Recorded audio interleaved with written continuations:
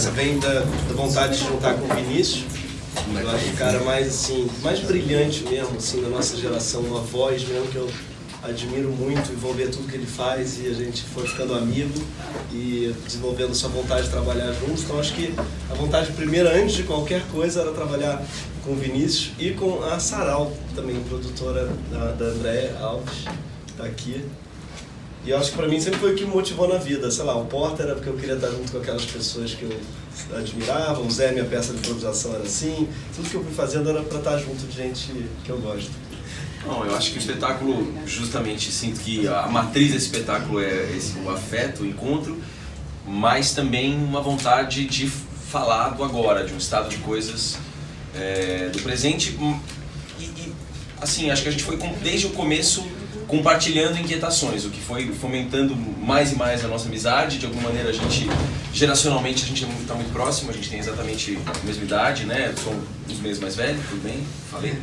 E, enfim, então acho que a gente começou, pouco a pouco, a falar sobre as coisas que nos interessavam e nos afligiam, e o Brasil de agora é bastante assunto. A gente, cada vez que a gente se encontrava era um mapa, assim, um edifício de epifanias que se montava, assim, e até que num determinado momento a gente, pensando num outro trabalho que a gente também está fazendo, que a gente está escrevendo um roteiro de um longa juntos, veio uma ideia de falar de GIFs e memes, uma coisa que a gente é muito fascinado, e veio essa vontade de, como seria essa investigação cênica, de transpor isso para o palco.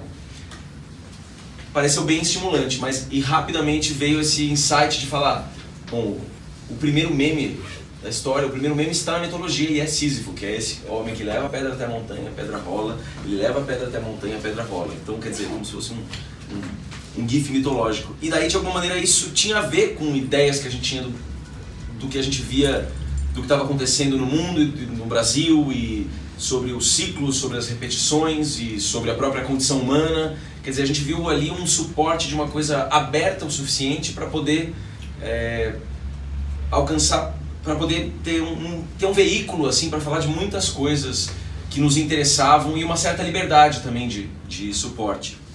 Ela fala sobre um momento do Brasil, sobre o estado de coisas, sobre o estado de coisas do mundo, sobre a condição humana, mas ao mesmo tempo é isso. O Gregório é um artífice, um gênio do humor brasileiro de todos os tempos, e não teria como não ser uma peça cômica, engraçada em alguma medida, mas também que pudesse ser trágica e falar da condição humana e especular, e se fazer uma peça que se permite fazer perguntas assim grandes, assim, né? E essas perguntas grandes e simples que a gente tem sempre a dificuldade de fazer. O que a gente está fazendo aqui? De onde a gente veio? Para onde a gente vai? O nosso cenógrafo André Cortez fez uma rampa sensacional e com rodinhas, que é super prática, inclusive, para montar e desmontar, mas é uma rampa só. Vocês vão ver assim, um tubo de onde caem coisas e uma só. Não sei nem se eu falei demais, mas é isso. Então, e um ator. E eu gosto muito disso, sim, das 1000 possibilidades que você tem com uma forma geométrica. A gente até brincou uma hora, será que não é, já que o Vini adora trilogias? Trilogia das formas, essa é a rampa, depois faz um que é um wood, um negócio de skate, o outro é uma montanha, um triângulo, porque uma simples forma geométrica, que nesse caso é o triângulo da rampa, possibilita trilhões de coisas. Essa rampa ela pode virar tudo, e a partir do momento que o ator entra e vê e diz algo, instaura-se o universo, aquela rampa imediatamente vira outra coisa. Então é só isso, não tem mais nada, não tem telão. É isso, a gente fez listas de ideias, e milhares, e milhares, e milhares, e milhares, até que a gente chegou no dispositivo central da peça, depois de jogar muita coisa fora e deitar no chão de desespero, dizendo vai ser impossível fazer uma peça, vamos desistir. A gente chegou numa ideia que pareceu estimulante e forte bastante, que era um dispositivo de uma travessia que se faz e se refaz. Um ator, uma rampa, ele vai até o fim da rampa e volta, vai até o fim da rampa e volta.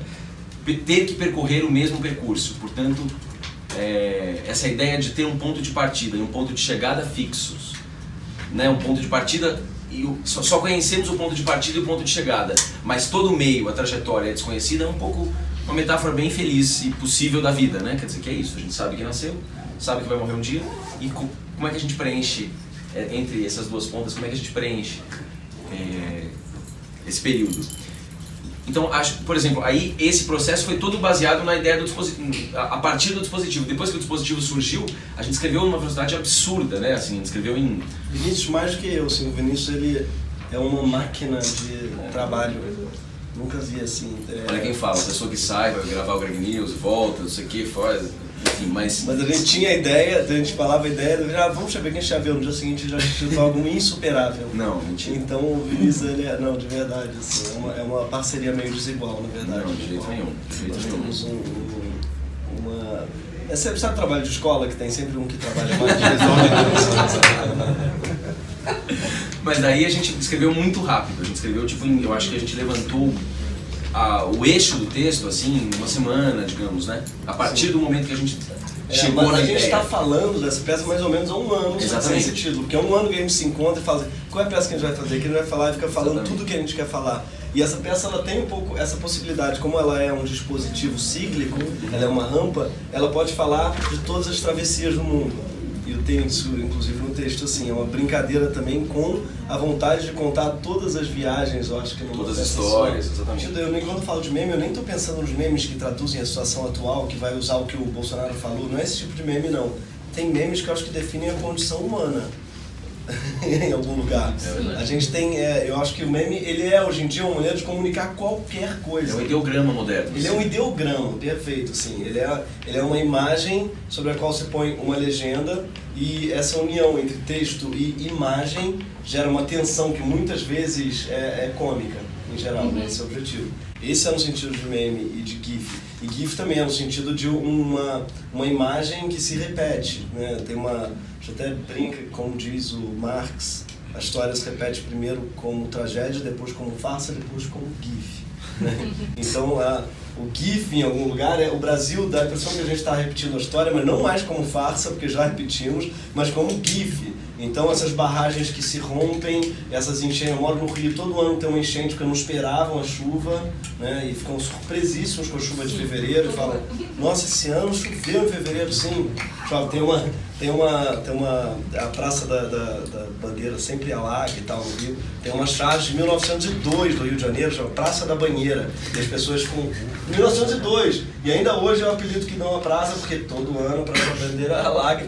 Então, assim, é meio nesse sentido o GIF, na ideia de que é um país preso em sua ciclicidade, assim, não é?